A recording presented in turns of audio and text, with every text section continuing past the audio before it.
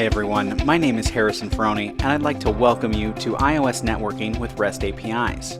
I'm a software developer and instructional author at Paradigm Shift Development, which is my own little corner of the world.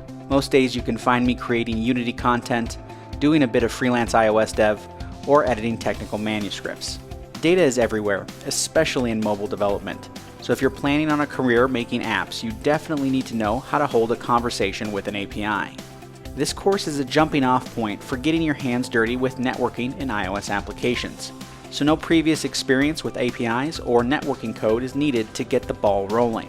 Some of the major topics that we'll cover include fetching and serializing data, creating codable data models, posting and updating data, authenticating our users, and configuring sessions and queues.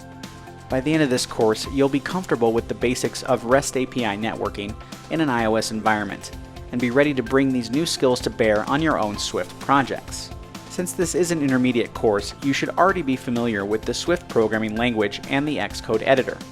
The beginner-level iOS courses in our library can quickly get you up to speed if you're just starting out or you need a refresher.